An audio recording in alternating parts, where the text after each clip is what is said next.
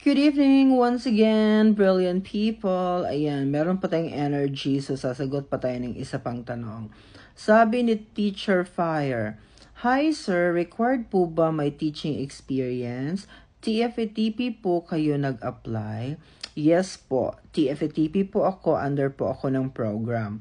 Now, talking about TFATP po, hindi po kailangan na magkaroon po kayo ng teaching experience upon application. However, ito po ay edge ninyo. Kumbaga, magdadagdag po ito ng flavor doon sa application mo kung meron po kayong teaching experience. Kasi of course, makikita po nila na meron na po kayo talagang background in teaching. Pero hindi po talaga siya kailangan upon application. Kaya anybody po is welcome to join. However, gusto ko rin pong iklaro dito sa video na ito na hindi po actually lahat ng mga galing sa DepEd ay pwedeng makredit yung inyong mga teaching experience.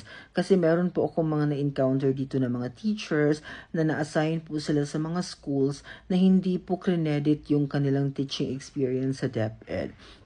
May mga cases pong ganito na nangyayari sa Taiwan ngayon. So, definitely, paswertean na lang po kung saan po kayo mapadpad. Pero ang advice ko po sa inyong lahat, makredit man po or not po ang inyong mga experience sa Philippines, huwag po kayong mawala ng pag-asa o huwag po kayong ma-disappoint kasi yung beginning po ng salary na ino-offer ng country na ito sa lahat ng mga foreign teachers is enough na po or even more than enough to say para magstay ka po at saka magsimula po ang journey mo dito sa foreign country.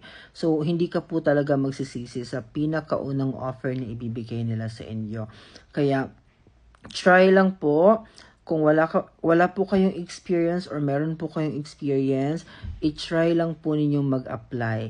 Wala pong sino man ang pwede mag-validate sa inyong record or sa inyong kahit ano bang mga documents ang meron kayo. Wala po kaming karapatang mag-validate, kundi yung mga ina-applyan nyo lang po. Okay? And of course, if si Lord ang nagtakda niyan para sa iyo, of course, mapapasayo talaga yan siya. So, go everybody. As long as teacher ka sa PH, meron kang lisensya para sa akin, you are qualified to apply. So, wag na pong hintayin na maubos po ang opportunity na ito or matapos po ang opportunity na ito.